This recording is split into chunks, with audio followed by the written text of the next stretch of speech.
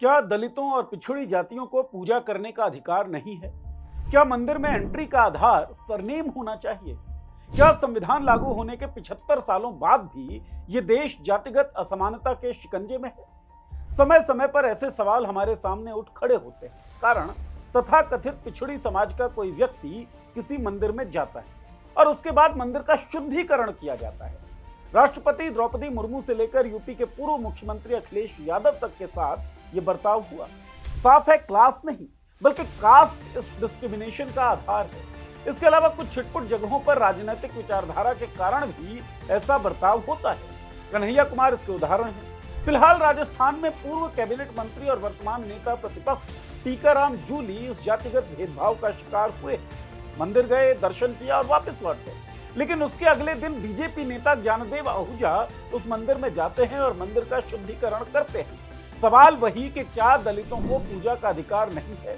क्या मंदिर में एंट्री का आधार सरनेम होना चाहिए? और क्या संविधान लागू होने के 75 सालों बाद भी ये देश जातिगत असमानता के शिकंजे में है?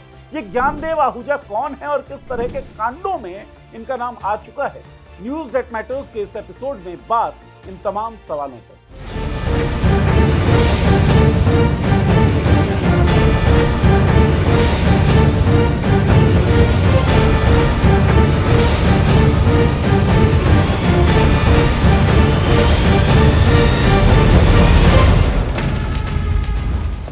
नमस्कार, मैं हूं नीरज और आप देख रहे हैं मॉलिटिक्स। राजस्थान के अलवर जिले की एक आवासीय सोसाइटी में एक नया राम मंदिर बनता है। इस नए बने राम मंदिर में 6 अप्रैल को रामनवमी के दिन प्राण प्रतिष्ठा समारोह का आयोजन किया जाता है। इस आयोजन में एक अहम चेहरा शामिल होता है, कांग्रेस नेता टीकाराम जूली, जो विधानसभा में नेता प्रतिपक्ष भी हैं और दलित समुदाय से आते हैं। टीकाराम जूली मंदिर पहुंचे, पूजा में भाग लिया, आरती की और वापस लौट गए। लेकिन इस धार्मिक आयोजन का माहौल अगले दिन पूरी तरह बदल गया। अगले दिन यानी 7 अप्रैल को बीजेपी नेता ज्ञानदेव आहूजा उसी मंदिर में जाते हैं, लेकिन वो वहां पूजा करने नहीं बल्कि गंगाजल छिड़कने गए थे, ये कहते हुए कि मंदिर में कुछ अशुद्धि हो गई थी। मीडिया से बात करते हुए वो कहते हैं कि मैं आज वहां गया और मंदिर परिसर को शुद्ध करने के लिए गंगाजल छिड़का। प्राण प्रतिष्ठा एक अच्छा कार्यक्रम था, लेकिन इसमें कुछ विसंगतियां थी। ये बयान सामान्य नहीं था क्योंकि इसके एक दिन पहले ही टीकाराम जूली ने वहां पूजा की थी। यानी सीधे तौर पर ज्ञानदेव आहूजा एक दलित नेता की उपस्थिति को मंदिर की अशुद्धता बता रहे थे। इस पूरे प्रकरण में राजनीतिक हलचल मच गई। पूर्व मुख्यमंत्री अशोक गहलोत ने इसे तीखा दलित विरोधी कदम बताया। उन्होंने कहा, यह कृत्य न केवल टीकाराम जूली का बल्कि पूरे दलित समाज का अपमान। वहीं दूसरी ओर ज्ञानदेव आहूजा ने अपना बचाव किया और आरोप कांग्रेस पार्टी की विचारधारा पर डाल दिया। उन्होंने कहा कि कांग्रेस नेताओं को मंदिर में आने का नैतिक अधिकार नहीं। इन्होंने इसके पीछे तर्क दिया कि सोनिया गांधी के नेतृत्व में कांग्रेस सरकार ने सुप्रीम कोर्ट में हलफनामा दिया था, जिसमें भगवान राम को पौराणिक पात्र बताया गया था। दूसरा, राहुल गांधी, सोनिया गांधी और मल्लिकार्जुन खड़गे ने अयोध्या में राम मंदिर प्राण प्रतिष्ठा समारोह का बहिष्कार किया। इसलिए इनके अनुसार कांग्रेस नेताओं का राम मंदिर में भाग लेना नैतिक रूप से अनुचित है। टीकाराम जूली के साथ जो हुआ वो कोई नई बात नहीं थी। ये पहली बार नहीं था जब किसी दलित या गैर हिंदुत्ववादी नेता के मंदिर जाने पर बवाल मचा हो।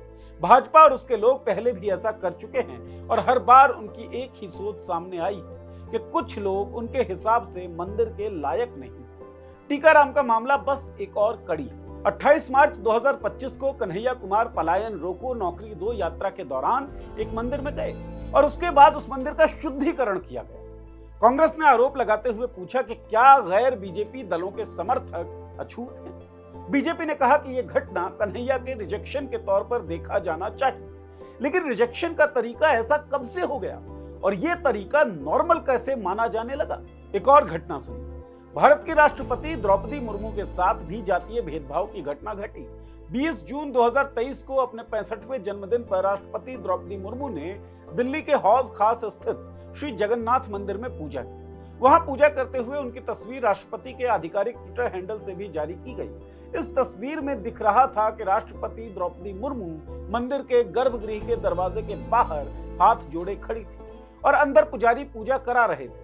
गर्भगृह के घेरे के बाहर से ही पूजा करने की यह तस्वीर सवाल खड़े करती है। क्या अनुसूचित जनजाति समुदाय से आने के कारण राष्ट्रपति द्रौपदी मुर्मू को मंदिर के गर्भगृह में जाने नहीं दिया गया? क्योंकि इसी मंदिर में केंद्रीय मंत्री अश्विनी वैष्णव और धर्मेंद्र प्रधान की भी पूजा करने की तस्वीरें थी, जिसमें दोनों ही राजनेता अलग अलग समय पर मंदिर के गर्भगृह में पूजा करते हुए दिखाई दिए। एक और घटना सुनिए। साफ घटना है उत्तर प्रदेश के पूर्व सीएम अखिलेश यादव से जुड़ा हुआ। 2024 लोकसभा चुनाव के समय अखिलेश यादव कन्नौज के सिद्धपीठ बाबा गौरीशंकर मंदिर पहुंचे। यह मंदिर कन्नौज में बहुत मशहूर है और लोग इसे काफी पवित्र मानते हैं। अखिलेश वहां पूजा करने गए। उनके साथ सपा के कुछ कार्यकर्ता और नेता भी थे।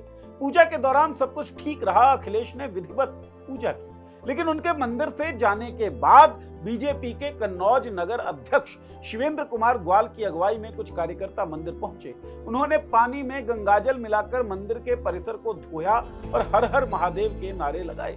बीजेपी का आरोप था कि अखिलेश के साथ कुछ मुस्लिम नेता और कार्यकर्ता मंदिर में जूते चप्पल पहनकर घुसे थे। शिवेंद्र ने यह भी कहा कि कुछ लोगों ने वहां थूक दिया था, जिससे मंदिर अपवित्र हो गया। उनका कहना था कि मंदिर के बाहर बोर्ड लगा हुआ है जिसमें लिखा है गैर सनातनियों का प्रवेश वर्जित है। बीजेपी ने कहा कि मंदिर की पवित्रता बनाए रखने के लिए उन्होंने ये कदम उठाए। फिलहाल राजस्थान में ज्ञानदेव आहूजा पवित्रता बनाए रखने का कदम उठा रहे हैं। ये ज्ञानदेव आहूजा राजस्थान के अलवर जिले की रामगढ़ विधानसभा से भाजपा के पूर्व विधायक हैं। आहूजा 2003 से 8 और 13 से 18 तक विधायक रहे। 18 में वो हार गए और उसके बाद से वो बीजेपी में छोटी सी भूमिका में हैं। इनका नाम अक्सर विवादों में रहा है और हर बार उनके बयान या हरकतों ने लोगों का ध्यान खींचा। टीकाराम जूली के मंदिर वाले मामले ने उन्हें फिर से चर्चा में ला दिया, लेकिन ये पहली बार नहीं है जब वो सुर्खियों में आए। आहूजा साल 2016 में तब सुर्खियों में आए जब उन्होंने जेएनयू को अराजकता का अड्डा कहा। दरअसल 2016 में जेएनयू में कुछ छात्रों ने अफजल गुरु और मकबूल भट्ट की फांसी के खिलाफ प्रोटेस्ट किया। इस समय कन्हैया कुमार जेएनयू के स्टूडेंट यूनियन के अध्यक्ष थे। इस प्रोटेस्ट का एबीवीपी ने विरोध किया और इसे राष्ट्र विरोधी बताया। भाजपा ने इसे राष्ट्रवाद का मुद्दा बनाया। इस पर आहूजा ने भी एक बयान दिया और दावा किया कि जेएनयू कैंपस में हर दिन 3000 कंडोम, 500 गर्भपात की दवाइयां और ढेर सारी शराब की बोतलें मिलती। अगस्त 2022 में अलवर में एक मॉब लिंचिंग हुई, जिसमें चिरंजी लाल नाम के किसान की हत्या कर दी गई। आहूजा ने वहां जाकर कहा, इन्होंने 1 मारा, हमने 5 मारे, हमारे कार्यकर्ताओं को छूट दे रखी है, मारो, जमानत हम करवा देंगे। इस पर पुलिस ने इनके खिलाफ आईपीसी की धारा 153A सांप्रदायिक नफरत फैलाने के तहत केस दर्ज किया। आहूजा ने बाद में सफाई दी कि उनके बयान का गलत मतलब निकाला गया, लेकिन उनका इरादा साफ था, वो हिंसा को बढ़ावा दे रहे थे। आहूजा कई बार गाय और बीफ को लेकर भी चर्चा में रहे। 2015 में उन्होंने कहा कि गाय की रक्षा के लिए वो कुछ भी करेंगे और बीफ खाने वालों को देशद्रोही बताया। 2018 में एक बार फिर उन्होंने गाय को लेकर बयान दिया कि गाय काटना आतंकवाद से भी बड़ा अपराध है, जो गाय को नुकसान पहुंचाएगा उसे छोड़ेंगे नहीं। उनके इन बयानों से अलवर में तनाव बढ़ा और तथाकथित गौ रक्षकों को हौसला मिला। इलाके में गौ रक्षा के नाम पर कई घटनाएं हुई, जैसे पहलू खान की लिंचिंग। लगभग 90 साल पहले 1936 में बाबा साहेब अम्बेडकर ने लिखा, आपकी असली लड़ाई उन लोगों से नहीं होनी चाहिए जो जाति का पालन करते हैं, बल्कि उन शास्त्रों से होनी चाहिए जो उन्हें ये जातिवाद सिखाता है। संविधान लागू होने के 75 सालों बाद भी लोगों का एक बड़ा तबका जातिवादी सोच से भरा हुआ है और निजी स्वार्थ को साधने के लिए इस सोच के जरिए समाज को बांटने का काम कर रहा है। और इस काम में सबसे बड़े हथियार हैं धर्म, मंदिर, भगवान, गाय और तथाकथित नैतिकता।